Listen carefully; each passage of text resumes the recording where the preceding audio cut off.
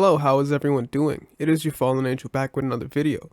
Today, we are uncovering Tesla's TELEFORCE discoveries. But before we get started, feel free to like and subscribe. And without further ado, let us begin.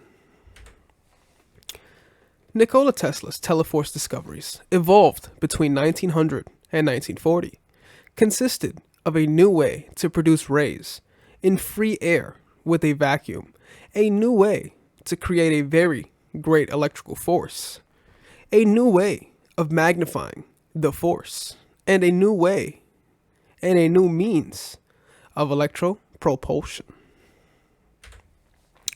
These four new discoveries, all of which could work together, were actually a juxtaposition. So if many of you know, juxtaposition also applies to camera work and positioning for cameras. Of and different application of Tesla's devices already tested separately in the Colorado Springs experiments or later in New York or Wardenclyffe. With the exception that by 1915 he had tested the electropulsive missile powered by a beam projected electrical energy and had tested a small one-man electropulsive prototype in which he ventured out his hotel window at night over New York City in experimental test flights, and which served as an experimental basis for a much larger and more ambitious set of spaceships, which he had designed, which were repeatedly rejected by the US government, probably because they thought he was nuts. Even the Nazis were skeptical that the Tesla electropropulsive technology might not work, or it might work, being unconvinced until Werner von Braun had actually tested these concepts at Los Alamos in 1936 and 1937 and obtained the final approval of Hitler. Almost immediately after von Braun's return to Germany in late 1937, construction was begun on large cigar-shaped ships, using at first the iron pressure hulls of U-boats, which were already equipped with a hermetically sealable system, carrying diesel generators for use in the atmosphere and batteries for use in outer space. With the huge difference between the strength of the electromagnetic interaction and gravity, weight has apparently no object. Since Tesla had actually received offers from the Russians prior to that time, it is considered the possibility that he had knowingly or unknowingly cooperated somehow with the Nazis in their Los Alamos experiments through some of the unidentified laboratories he said he was working with, which is a very real possibility. In looking for a probable Nazi spy, there was one who had wormed his way into Tesla's most intimate confidences, who was later convicted and imprisoned for his espionage activities in America. But the exact nature of his activities, other than the dissemination of Nazi propaganda, was never specified in the public records.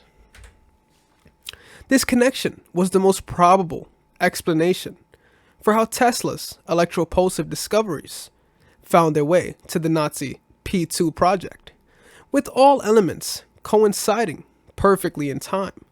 The fact that von Braun's pre-war New Mexico adventures have been subsequently concealed from the public by the secret government, a degree of secrecy which cannot be explained except by reference to the Nazi flying saucer projects, is compelling.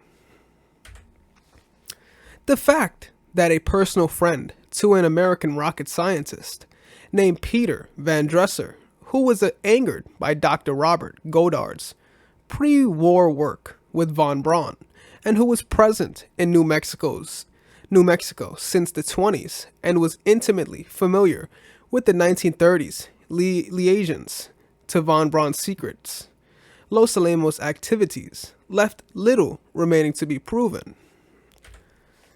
Since there is no longer any security basis for concealing such liaisons, If rocket research was the only thing von Braun's pre-war American presence involved, he had already been appointed as the Peenemünde project research leader and had been promoted by Hitler and Himmler to Obersturmbannführer in the SS, and was given a leave of absence by Hitler to make the venture to America.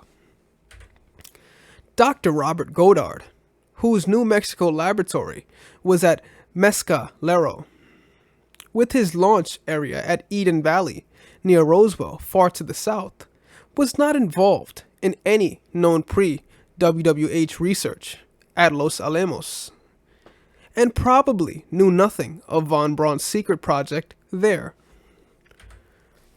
One of the most telling pieces of evidence regarding the intentional misinterpretation of Tesla's discoveries, especially just after Tesla's death in January 1943, at which point all Tesla's papers and apparatus fell into the hands of the FBI, is the obvious meaning of the name of his system, TELEFORCE, which means force at distance, in the context of the four listed parts of the system to be used together, being clearly applicable to flying saucer propulsion. We have to hand it to the spooks for doing such a good job of concealing the connection between the flying saucer and the only man who could have invented it, and whom the public should most readily accept as the inventor, who rightfully deserved credit for it, even though he never had a fair opportunity of giving his greatest discovery to the world, for a lack of money to build a working model of sufficiently developed potential to impress us. The reason why he never had the money was because of the secret bill of attainder placed on his name by the greedy monopolists who were and still afraid of technological freedom and a truly free market of ideas, goods, and services. So guys, this was Tesla's TELEFORCE Discoveries Explained. Feel free to like, share, and subscribe. Also leave a comment down below. I'd love to read them. Feel free to check us out on Patreon, Rumble, Twitter, Instagram, things of that nature. This has been your fallen angel, and I am out.